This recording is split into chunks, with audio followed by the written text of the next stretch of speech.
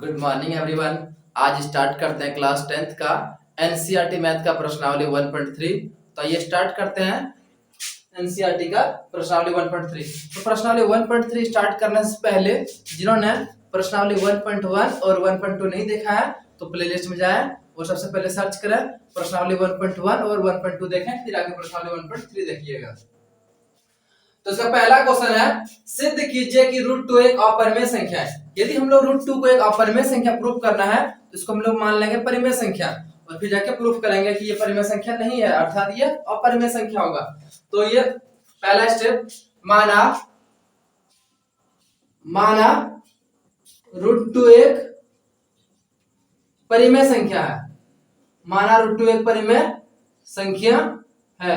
यदि √2 एक परिमेय संख्या है तो √2 इक्वल टू क्या लिख सकते हैं? √2 equal to a by b के रूप में लिख सकते हैं, यानी कि एक संख्या ऊपर दूसरी संख्या नीचे, अर्थात p बटे q के रूप में लिख सकते हैं, जहां नीचे वाला का मान 0 नहीं होगा, अर्थात b नॉट इक्वल टू 0 तथा HCF of AB equal to HCF of AB equal to 1 होना चाहिए। ठीक है, तीन टर्म्स एंड कंडीशन है। आइए इसको इधर से यहां मल्टीप्लाई कर देते हैं, ये हो जाएगा b√2 इक्वल टू a। अब दोनों तरफ वर्क कर लेते हैं। दोनों तरफ वर्क करने पर दोनों तरफ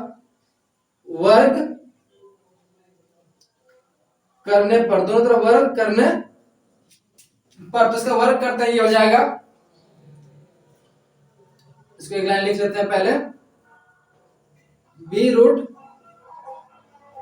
का स्क्वायर बराबर हो जाएगा a स्क्वायर। b√2 का स्क्वायर बराबर हो जाएगा a स्क्वायर। तो स्क्वायर करते हैं, ये संख्या पहले आ जाएगा बराबर a स्क्वायर। दो को इधर ले आते हैं तो ये आ गया b स्क्वायर बराबर a स्क्वायर बाय 2। इसको मान लेते हैं समीकरण 1। यहाँ आप लोग क्या देख रहे हैं कि a स्क्वायर को b डिवाइड कर रहा है, तो जो चीज दिख रहा है वो चीज लिखेंगे। चूंकि दो a स्क्वायर को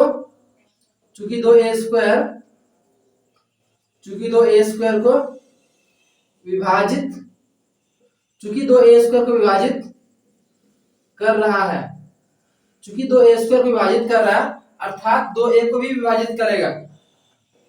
चूंकि 2a स्क्वायर को विभाजित कर रहा है, इसलिए 2a को भी विभाजित करेगा, 2a को भी विभाजित करेगा। इसका मतलब क्या हुआ देखिएगा, यदि 2 की जगह पे कोई ऐसा संख्या है, यदि यहाँ 2 जो किसी संख्या के स्क्वायर, इसका मतलब यही हुआ कि 2 यदि किसी संख्या के स्क्वायर को विभाजित कर रहा है तो 2 उस संख्या को विभाजित करेगा। 2 किसका स्क्वायर को विभाजित करता है? 2 4 का स्क्वायर को विभाजित करता है। 4 का स्क्वायर कितना हो गया? 2 16 को यदि विभाजित कर रहा है तो 2 4 को भी विभाजित करेगा। और दूसरा कोई संख्या लेते 2 6 का स्क्वायर को विभाजित कर रहा है, अर्थात 2 यदि 36 को विभाजित कर रहा है तो 2 6 को भी विभाजित करेगा। यदि 2 64 को विभाजित कर रहा है, 8 के स्क्वायर 64 को विभाजित कर रहा है तो 8 को विभाजित करेगा। यदि 2 64 को विभाजित कर रहा है तो 2 8 को भी विभाजित करेगा। तो इसका मतलब यही हुआ, यदि 2 किसी संख्या के स्क्वायर को विभाजित कर रहा है तो 2 उस संख्या को भी विभाजित करेगा। अब लिखते हैं, अब a इक्वल टू, a की जगह पे कौन कौन सा नंबर होगा जो 2 विभाजित करेगा? मान लेते हैं a की जगह पे कौन कौन सा नंबर होगा जो 2 विभाजित करेगा। तो देखते हैं a की जगह पे कौन कौन सा नंबर होगा। 2 को 2 विभाजित करेगा, 4 को करेगा, 6 को, 8 को, 10 को, 12 को, 14, 16, ये सब नंबर को 2 विभाजित करेगा। तो 2 को कैसे लिख सकते हैं हम लोग? 2 गुना 1, 4 को कैसे लिख सकते हैं? 2 गुना 2, 6 को कैसे लिख सकते हैं? 2 गुना 3, 8 को लिख सकते हैं 2 गुना 4, 10 को लिख सकते हैं 2 गुना 5, 12 को लिख सकते हैं 2 गुना 6, 13 को लिख सकते हैं 2 गुना 14 को लिख सकते हैं 2 गुना 7, 16 को लिख सकते हैं 2 गुना 8। तो आप लोग यहां से देख रहे हैं क्या है, 2 तो एक कॉमन है, 2 तो एक फिक्स है, 2 तो सब में आ रहा है, 2 का फैक्टर तो कंफर्म है, 2 एक कंफर्म है। उसके अलावा क्या आ रहा है? 1 2 3 4 5 6 7 8 9, इसके साथ कोई एक मल्टीपल आ रहा है, 2 के साथ कोई भी एक गुना रहा है, तो 2 इंटू कोई कांस्टेंट बोल सकते हैं इसको, 2 गुना कोई भी नंबर होगा जिसको दो, ए का जगह पे कौन सा वैल्यू हो सकता है, ए की जगह पे कौन सा वैल्यू होगा, ए बराबर होगा 2 इंटू एनी कांस्टेंट, यानी सी की जगह पे कोई पूर्णांक होगा, जहां जहां देखिएगा सी का मान क्या हो सकता है, कोई पूर्णांक हो सकता है, तो लिखिएगा यहां जहां सी कोई पूर्णांक है, जहां सी कोई पूर्णांक है। अब यहां से फिर से स्क्वायरिंग करेंगे, दोनों तरफ वर्ग करने पर, दोनों तरफ वर्ग कर देते हैं, क्या हो जाएगा, ए स्क्वायर बराबर 4c²। अब ये जो मान ए स्क्वायर का मान आया, अब ए स्क्वायर का मान समीकरण 1 में रखने पर, अब आइए समीकरण 1 में ए स्क्वायर का मान रखते हैं। समीकरण 1 क्या है, बी स्क्वायर बराबर, तो इसको लिखेंगे सबसे पहले समीकरण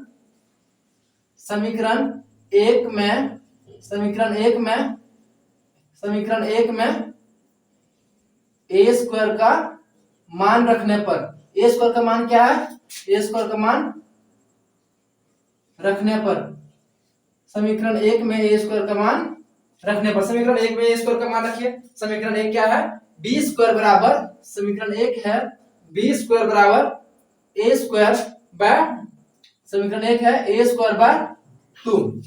अब ए स्क्वायर की जगह पे कितना रखेंगे, 4ac, ए स्क्वायर की जगह पे क्या हो जाएगा, 4ac, सॉरी 4c², ए स्क्वायर की जगह पे हो जाएगा 4c²।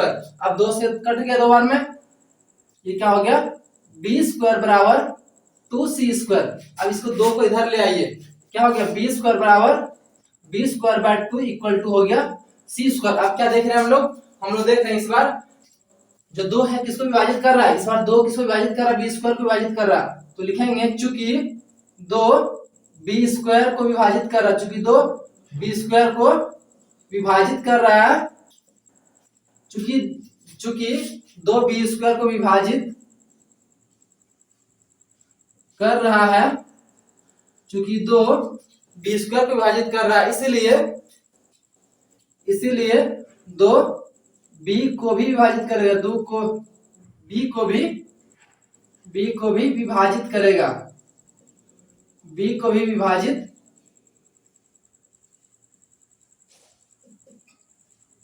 करेगा। तो यहां से आप लोग क्या देखें, इससे निकालिएगा, इस लाइन से क्या देख रहे हैं, यहाँ 2 जो है ए को भी विभाजित कर रहा है और जो 2 बी को भी विभाजित कर रहा है, यहां से देखने को मिल रहा है 2 जो है ए को भी विभाजित कर रहा है और 2 बी को भी विभाजित कर रहा है। तो यहां से लिखिएगा आप लोग चूंकि ए और बी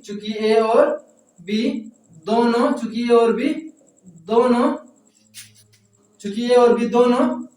2 से विभाजित है, चूंकि ए और बी दोनों 2 से विभाजित है, अर्थात HCF of a b not equal to 1। HCF 1 हो सकता है क्या, जब दोनों 2 से विभाजित है तो HCF 1 के बराबर नहीं होगा। HCF कितना आना चाहिए था, HCF 1 आना चाहिए था, लेकिन HCF 1 नहीं होगा। ये जो हम लोग को विरोधाभास देखने को मिल रहा है, कैसे देखने को मिल रहा है, ये परिमेय संख्या नहीं है, हम लोग गलत माने हैं। ये जो कॉन्ट्राडिक्ट देखने को मिल रहा है, कॉन्ट्राडिक्ट मतलब विरोधाभास प्रकट हो रहा है। ये क्यों प्रकट हो रहा है, क्योंकि हम लोग इसको गलत माना है। तो इसको लिखेंगे यह विरोधाभास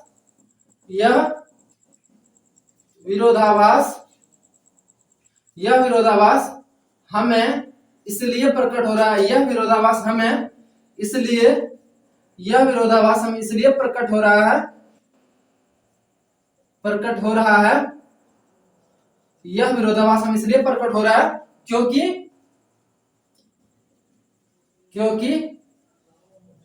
हमने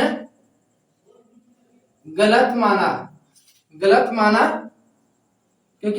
माना है, अर्थात √2 एक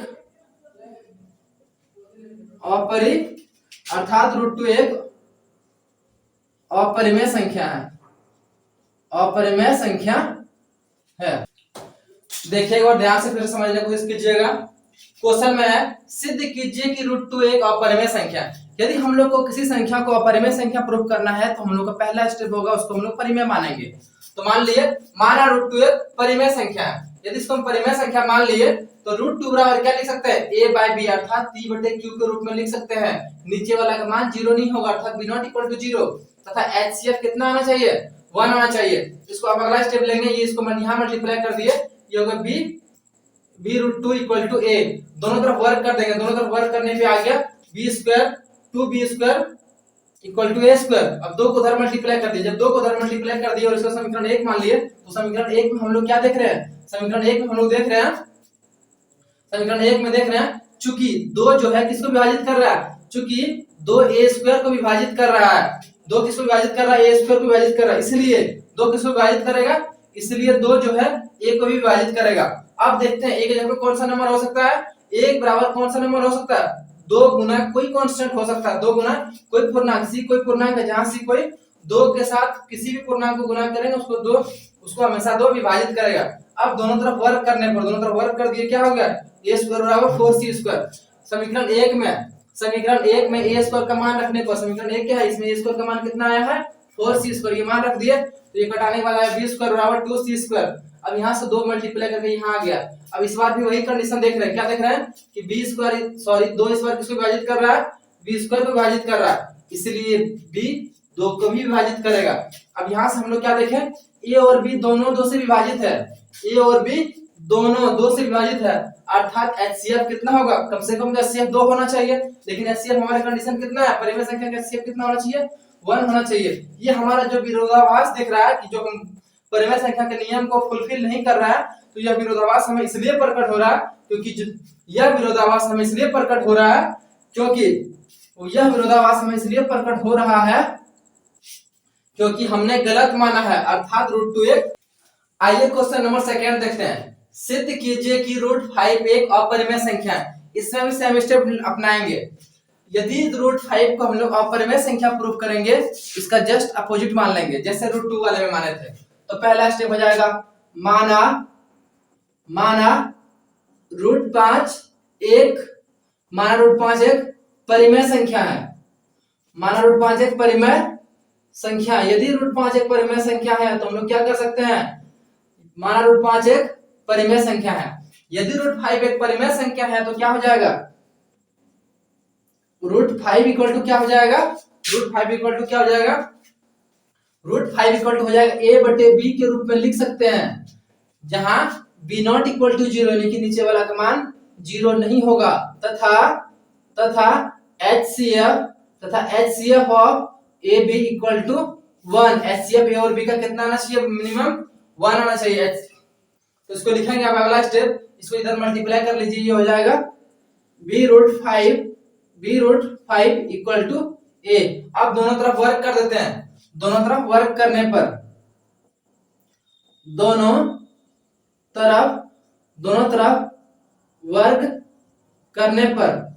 तरफ वर्क कर देंगे, कितना हो जाएगा, ये इसका वर्क करेंगे, ये हो जाएगा b√5 का स्क्वायर बराबर a², b√5 का स्क्वायर बराबर ये स्क्वायर हो गया। अब इसका स्क्वायर तोड़ते हैं, ये हो जाएगा 5b² बराबर a²।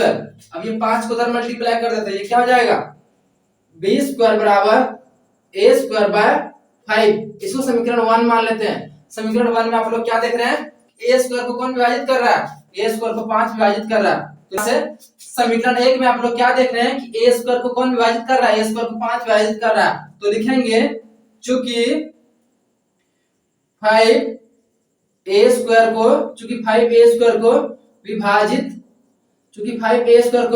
विभाजित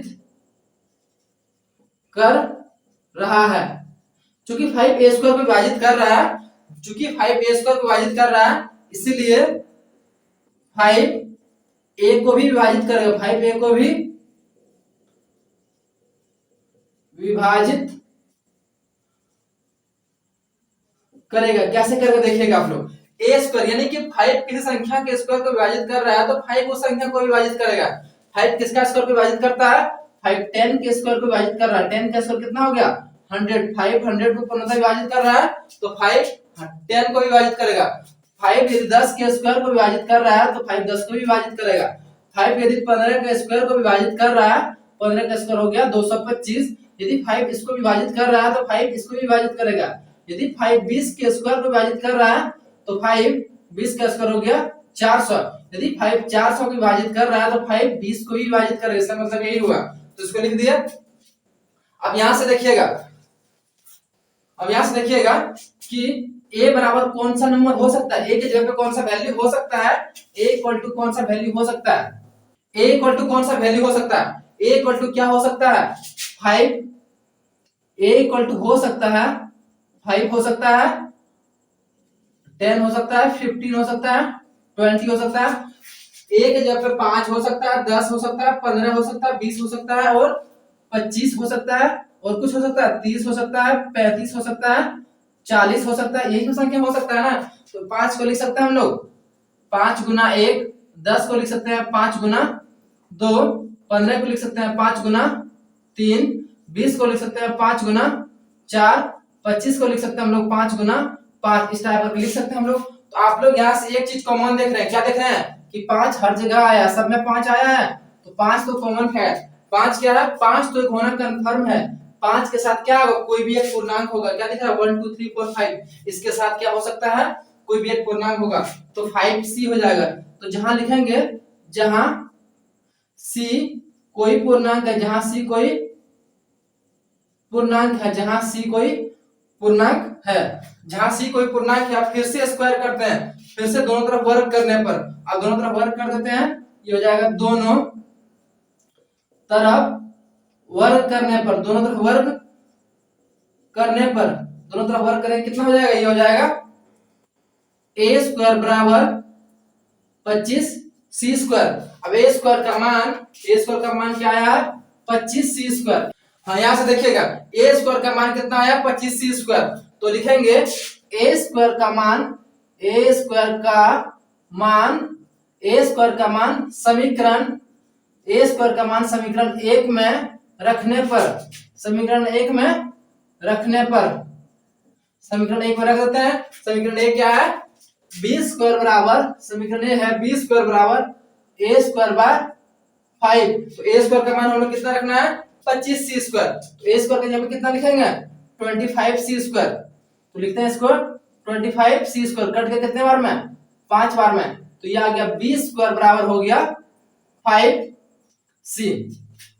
अब यहां से देखिएगा, इसको इधर मल्टीप्लाई कर लेते हैं, ये कितना हो गया, यहाँ c स्क्वायर होगा, हाँ ये हो गया b स्क्वायर बराबर, सॉरी 5 को मल्टीप्लाई कर लेते हैं, यहाँ हो जाएगा 5c स्क्वायर। अब यहां से देखिएगा, इसको मन करे तो समीकरण 2 मान सकते हैं, नहीं भी मान सकते, ज्यादा कंपलसरी नहीं है। तो अब यहां से देखिएगा समीकरण 2 में आप लोग क्या देख रहे हैं, इस बार जो है 5 किसमें विभाजित कर रहा है, चूंकि 5 थोड़ा साइड से लिख लेते हैं। समीकरण 2 में देखिएगा आप लोग, चूंकि 5 b स्क्वायर को विभाजित, चूंकि 5 b स्क्वायर को विभाजित कर रहा है, चूंकि 5 b स्क्वायर विभाजित कर रहा है, इसीलिए 5 b को भी विभाजित करेगा, b को भी विभाजित करेगा। 5 यदि b स्क्वायर को विभाजित कर रहा है तो 5 b को भी विभाजित करेगा।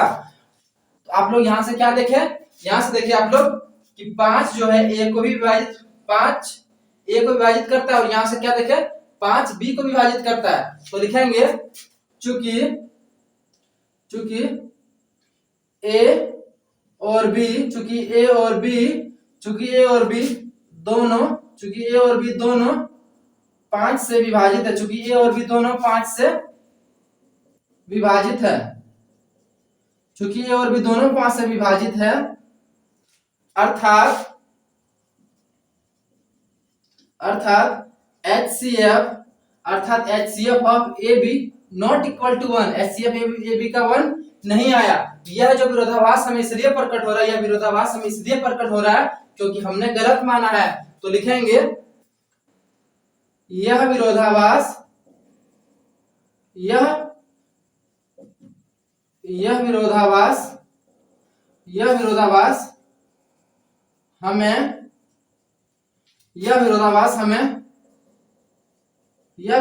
हमें इसलिए प्रकट हो रहा है, यह विरोधाभास हमें इसलिए प्रकट हो रहा है क्योंकि हमने गलत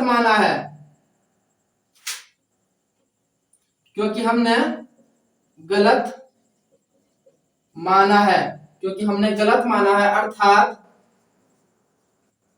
अर्थात √5 एक अपरिमेय संख्या है।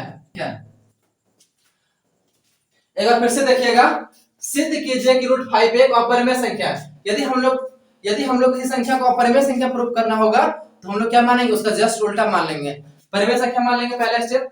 तो माना √5 एक परिमेय संख्या है, यदि परिमेय संख्या है तो उसको कैसे लिख सकते हैं, p/q के रूप में लिख सकता है ना। उसके बाद ये हो गया √5 को लिख दिया a/b के रूप में, और जहां b not = 0 यानी कि नीचे वाला का मान 0 के बराबर नहीं है तथा HCF कितना होना चाहिए, 1 होना चाहिए। और अब इसको यहां से मल्टीप्लाई कर दीजिए, हो गया b√5 बराबर a। आप दोनों तरफ वर्क करेंगे, दोनों तरफ वर्क करने के बाद आएगा 5b² बराबर a²। ये 5 उधर मल्टीप्लाई कर लेंगे, इसको समीकरण 1 मानेंगे। तो यहां से देखिएगा आप लोग कि a² को कौन विभाजित कर रहा है, 5 जो है a² को विभाजित कर रहा है, 5 जो है a² को विभाजित कर रहा है, और 5 यदि a² को विभाजित कर रहा है तो 5 a को भी विभाजित करेगा। तो यहां से देखिएगा a के जगह पे कौन सा नंबर हो सकता है, a के जगह पे 5 गुना कोई कांस्टेंट नंबर हो सकता है, इसलिए इसको 5c माने हुए हैं। अब लिखिएगा यहां से लिखिएगा अब a इक्वल टू क्या हो गया 5c, जहां c कोई पूर्णांक है, दोनों तरफ वर्क करने पर ये आ गया a² बराबर 25c²। अब से मान समीकरण 1 में रख देने के बाद क्या आया, b² बराबर 25c²/5, यहां से कटा क्या है b² 5c²। अब यहां से देखिएगा 5 इसको इधर मल्टीप्लाई कर देते हैं। अब यहां क्या देख रहे हैं, 5 इस बार b² को विभाजित कर रहा है, तो 5 b² को विभाजित कर रहा है तो 5 किसको विभाजित करेगा, b को विभाजित करेगा। अब यहां से आप लोग देखेंगे इस लाइन से 5 यहां a को विभाजित कर रहा है और यहां 5 b को विभाजित कर रहा है, तो लिखेंगे a और b दोनों पास से विभाजित है। कौन-कौन विभाजित है, a और b दोनों पास से विभाजित है। अर्थात HCF of AB equal to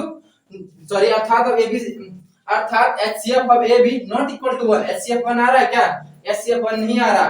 तो यह विरोधाभास हम लोग क्या देखे थे, HCF 1 आना चाहिए, लेकिन HCF 1 नहीं आ रहा। क्यों नहीं आ रहा, क्योंकि हम लोग गलत माने हैं। तो इसको लिखेंगे, यह विरोधाभास हमें इसलिए प्रकट हो रहा है क्योंकि हमने गलत माना है, अर्थात √5 एक अपरिमेय संख्या है। क्वेश्चन नंबर 3 में है, सिद्ध कीजिए कि 3 + 2 √5 एक अपरिमेय संख्या है। यदि हम लोग 3 + 2 √5 को अपरिमेय संख्या प्रूव करना है तो हम लोग क्या मानेंगे, 3 + 2 √5 एक परिमेय संख्या है। आइए, माना 3 + 2 √5 एक परिमेय संख्या है। 3 + 2 √5 एक परिमेय संख्या है। 3 + 2 √5 यदि एक परिमेय संख्या है तो कैसा होगा, तो ये हो जाएगा 3 + 2 √5 इक्वल टू क्या हो जाएगा, a/b, यानी कि यह संख्या p/q के रूप में होगा, जहां नीचे वाला का मान 0 के बराबर नहीं होगा तथा a और b पूर्णांक होगा। a और b पूर्णांक होगा। a और b कैसा होगा, पूर्णांक में होगा, a और b पूर्णांक होगा। अब आइए इसको 3 को उधर लेके चलते हैं, ये हो जाएगा 2 √5 बराबर a/b - 3। अब ये देखिए, इसको कैलकुलेशन करते हैं, ये हो जाएगा 2 √5 बराबर हो जाएगा, इसको इसका एलसीएम लेते, ये हो गया b a - 3b। इसको इधर मल्टीप्लाई कर लीजिए, ये हो गया √5 इक्वल टू a - 3b/b। अब आप लोग यहां से ध्यान से देखिएगा, a क्या है, a कोई पूर्णांक है और b भी कोई पूर्णांक है। यदि किसी पूर्णांक से घटाव करेंगे, जोड़ करेंगे तो क्या होगा, हमेशा पूर्णांक ही होगा। जैसे मान लेते a के जगह पे कोई पूर्णांक, कौन सा पूर्णांक होगा, मान लेते 17 होगा, उसमें से b के जगह पे कोई पूर्णांक मान लेते 3 × 27 होगा या फिर 7 होगा, 3 × 27 होगा, ये कितना हो गया, 17 - 27 = 81। घटाने के बाद भी जो वैल्यू आएगा ना माइनस में होगा, लेकिन कैसा होगा, वो पूर्णांक में होगा। और दूसरा को कोई वैल्यू मान के देखते हैं। ए की जगह पे मान लेते हैं 17 होगा और बी की जगह पे मान लेते हैं 2 होगा। ये कितना हो गया 17 माइनस 6, 17 माइनस 6 कितना हो गया 11। तो ये कितना आ गया, जब भी आप कोई भी वैल्यू रख के चेक कीजिएगा तो ये हमेशा पूर्णांक का ही रूप देगा। इससे क्या निकल के आया, ये कैसा रूप, किस रूप का है, पूर्णांक। ये किस रूप का है, पूर्णांक। ये है पूर्णांक बटे पूर्णांक है, पूर्णांक बटे पूर्णांक, पूर्णांक बटे पूर्णांक है, अर्थात ये क्या निकल गया a माइनस 3b क्या निकल के आ गया, पूर्णांक बटे पूर्णांक, अर्थात ये एक परिमेय संख्या निकल के आ गया।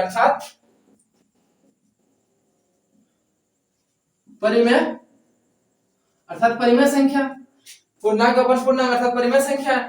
√5 बराबर क्या आ गया a minus 3b by b, ये भी पूर्णांक है, ये भी पूर्णांक है, अर्थात a माइनस 3b बटे b एक परिमेय संख्या है। यदि ये परिमेय संख्या है, इसलिए यदि ये संख्या परिमेय संख्या है तो ये भी परिमेय संख्या होगा ना, इसलिए लिखेंगे √5 भी परिमेय संख्या, √5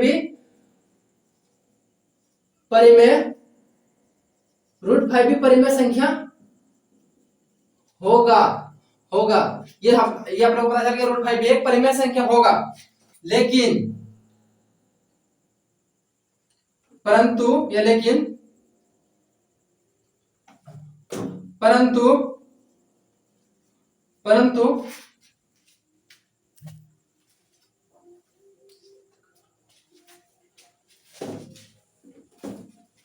परिमेय संख्या होगा, परंतु इस तथ्य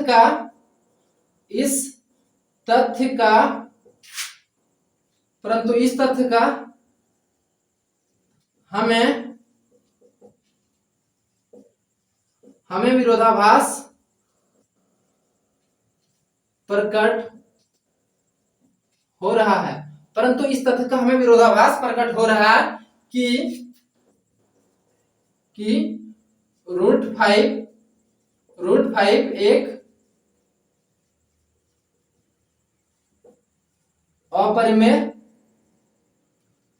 अपरिमेय संख्या है। अतः हमारा मानना गलत है,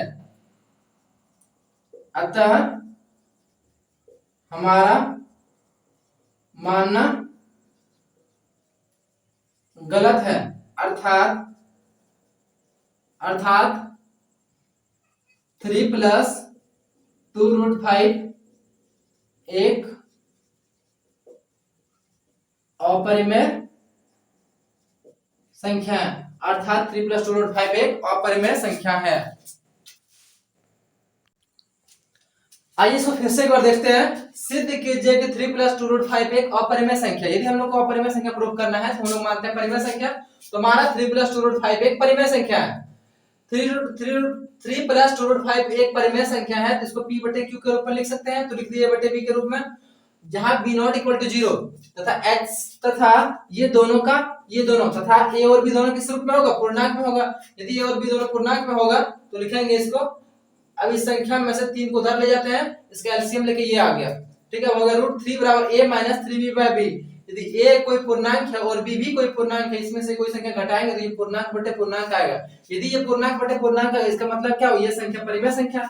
यदि ये परिमेय संख्या इसलिए क्या हो जाएगा, इसलिए √5 भी परिमेय संख्या होगा। √5 परिमेय संख्या होगा, परंतु इस तथ्य का हमें विरोधाभास प्रकट हो रहा है। किस तथ्य का, कि √5 एक और परिमेय संख्या। हम लोग पहले से जान रहे हैं कि √5 एक अपरिमेय संख्या है, इसका विरोधाभास हम लोग को देखने को मिल रहा है। क्यों देखने को मिल रहा है, क्योंकि हमने गलत माना है, परंतु इस तथ्य का हमें विरोधाभास प्रकट हो रहा है कि √5 एक अपरिमेय संख्या है, अतः हमारा मानना गलत है, अर्थात √5 एक अपरिमेय संख्या है।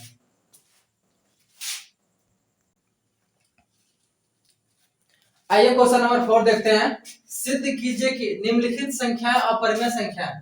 निम्नलिखित संख्या को कौन सा दिया है, 1/√2, 7√5, 6 + 2√6। ये सारा संख्या को हम लोग प्रूव करना है कि अपरिमेय संख्या है। यदि ये सभी संख्या अपरिमेय संख्या है तो ये संख्या तो हम लोग परिमेय संख्या मान के सारा प्रूव करते हैं। तो पहला सिद्ध करते हैं, माना 1/√2 एक परिमेय संख्या है। माना 1/√2 एक परिमेय संख्या, माना 1/√2 एक परिमेय संख्या है। यदि 1/√2 एक परिमेय संख्या है तो 1/√2 इक्वल टू क्या लिख सकते हैं? 1/√2 इक्वल टू लिख सकते हैं a बटे b के रूप में होगा, पहला कंडीशन। दूसरा कंडीशन क्या है? जहां b not equal to 0, b का मान 0 के बराबर नहीं होना चाहिए, तथा a और b दोनों पूर्णांक होगा, a और b पूर्णांक होगा, a और b कैसा होगा? पूर्णांक होगा। ये कंडीशन जो हम लोग जानते हैं, तो लिखते हैं इसको इधर मल्टीप्लाई कर दिया, फिर इसको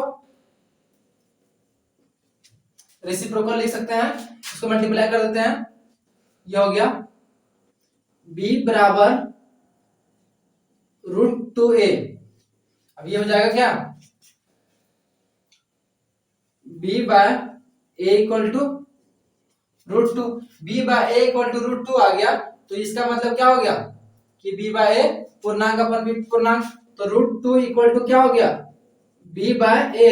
तो ये ऊपर वाला b को किया क्या माने हम लोग? b और a दोनों पूर्णांक है, ये भी पूर्णांक है, ये भी पूर्णांक है, ऊपर वाला भी पूर्णांक था, नीचे वाला भी यदि पूर्णांक है, दोनों पूर्णांक है, तो ये क्या मान हो गया? परिमेय संख्या, परिमेय संख्या हो गया। यदि b और b, a और b दोनों पूर्णांक है, तो ये क्या हो गया? परिमेय संख्या। यदि परिमेय संख्या हो गया, तो यदि ये परिमेय संख्या हो गया तो 2 भी परिमेय संख्या होगा, तो √2 भी परिमेय संख्या, √2 भी परिमेय संख्या होगा।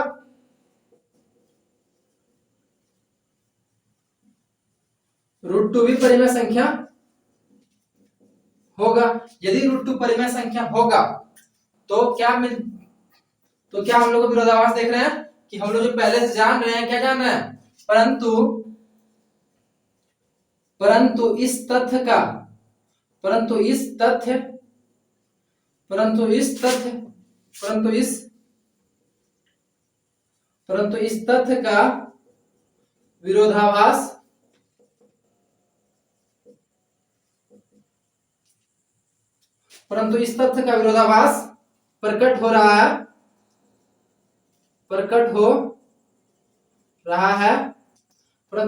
विरोधाभास प्रकट हो रहा है कि √2 एक अपरिमेय संख्या है। परंतु इस तथ्य का विरोधाभास प्रकट हो रहा है कि √2 एक अपरिमेय संख्या है, क्योंकि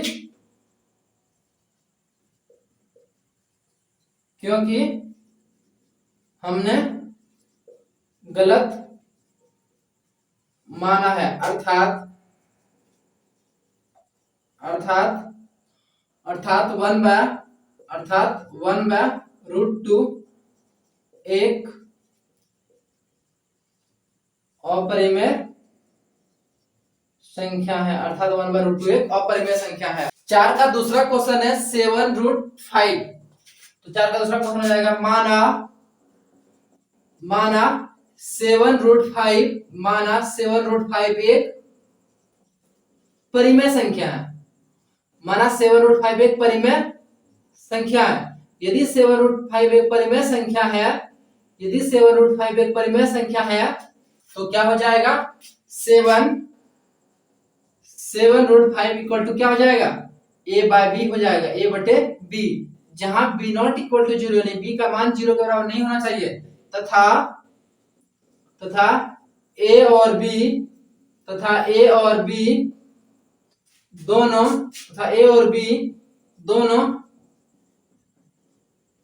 पूर्णांक हो, किस रूप में होगा? a और b दोनों पूर्णांक हो। अब ये हो गया √5 equal to a bye 7b, ये भी पूर्णांक हो गया। तो a गुना ये पहले से पूर्णांक है, 7 गुना पूर्णांक है, ये क्या होगा?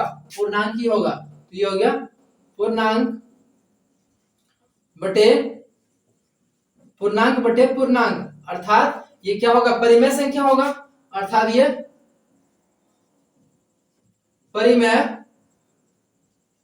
परिमेय संख्या होगा। यदि परिमेय संख्या होगा, यदि ये परिमेय संख्या होगा तो हम लोग बोल सकते हैं तो √5 भी, तो √5 भी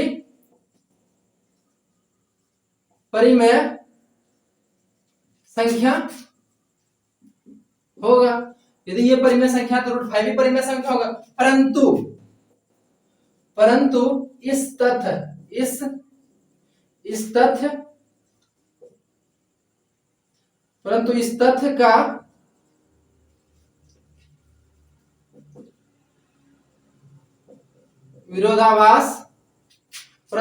का विरोधाभास प्रकट हो रहा है, परंतु इस तथ्य का विरोधाभास प्रकट हो रहा है कि √5 एक अपरिमेय संख्या है। इस तथ्य का विरोधाभास प्रकट हो रहा है कि √5 एक अपरिमेय संख्या है। क्यों हो रहा है विरोधाभास प्रकट? क्योंकि हमने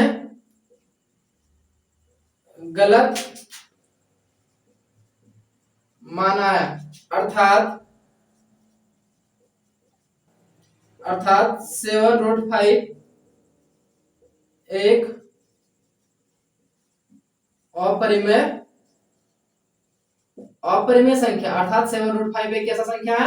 अपरिमेय संख्या। आइए अब देखिएगा क्वेश्चन नंबर 4 का तीसरा पार्ट, उसमें लिखा है 6 + 2 अपरिमेय संख्या। 6 + √2 एक अपरिमेय संख्या। तो लिखेंगे माना 6 + √2 एक परिमेय संख्या। यदि 6 + √2 परिमेय संख्या है, यदि 6 + 2 यानी 6 + √2 एक परिमेय संख्या है तो बराबर क्या हो जाएगा? a/b के रूप में होगा, जहां b का मान 0 के बराबर नहीं होगा। तथा क्या हो जाएगा? तथा a और b पूर्णांक होगा। तथा a और b कैसा होगा? पूर्णांक होगा। a और b पूर्णांक होगा। इसका मतलब अब इसको उधर मल्टीप्लाई कर लेते हैं। ये हो जाएगा √2 बराबर a/b - 6। अब इसका √2 = निकल के आ जाएगा a - 6b। ये संख्या आप लोग को समझा चुके हैं। a के जगह पे यदि कोई पूर्णांक है उसमें -6 गुना b करेंगे, मतलब 6 गुना कोई पूर्णांक घटाएंगे तो ये किस रूप में होगा? पूर्णांक अपन पूर्णांक के रूप में होगा। पूर्णांक बटे पूर्णांक के रूप में होगा। पूर्णांक बटे पूर्णांक के रूप में होगा। तो क्या बोल सकते हैं? a - 6b कैसा संख्या है? परिमेय संख्या है। a - 6b कैसा संख्या है? परिमेय संख्या। a - 6b कैसा संख्या है? परिमेय संख्या। यदि a - 6b परिमेय संख्या होगा तो √2 भी परिमेय संख्या होगा। √2 भी कैसा संख्या होगा? परिमेय संख्या होगा। परंतु इस तथ्य का विरोधाभास प्रकट हो रहा है कि √2 एक परिमेय संख्या है, क्योंकि हमने गलत माना है, अर्थात 6 + √2 एक अपरिमेय संख्या होगा। आप लोग ध्यान दीजिएगा कि आप लोग बनाना सीख चुके हैं। √2 एक अपरिमेय संख्या प्रूव करना सीख चुके हैं। √5 भी अपरिमेय संख्या प्रूव करना सीख चुके हैं। इसी प्रोसेस से जो क्वेश्चन और आगे बनेगा, सेम प्रोसेस में सिर्फ न्यूमेरिकल वैल्यू चेंज करना पड़ेगा। जैसे इसके रूट के अंदर 3 हो, रूट के अंदर 7 होगा, रूट के अंदर 13 होगा, रूट अंडर कोई भी अभाज्य संख्या होगा, रूट अंडर प्राइम फैक्टर होगा, रूट अंडर अभाज्य संख्या होगा, तो सारा इसी प्रोसेस से बनाएंगे। जो पहला 2 क्वेश्चन हमने सॉल्व करके आप लोगों को बताया था। और दूसरा यदि इसके साथ कुछ जोड़ दे, घटा कर दे, गुना कर दे तो सारा दूसरे मेथड से बन जाएगा। यदि जैसे इस संख्या में कुछ जोड़ दे, घटा दे, जैसे इस संख्या में कुछ जोड़ा हुआ और गुना भी किया हुआ है तो ये सारा सेकंड प्रोसेस से बनेगा। आप लोग जिन्होंने ये सारा प्रोसेस सीख लिए, 2 तरीके सीख लिए बनाने के लिए, उससे क्लास 10th में बोर्ड एग्जाम में एक क्वेश्चन कंफर्म है। यही 2 प्रोसेस से हर साल एग्जाम में क्वेश्चन रिपीट करता है। आप लोग इसको बहुत अच्छे से प्रैक्टिस कर लीजिएगा। Thank you for watching.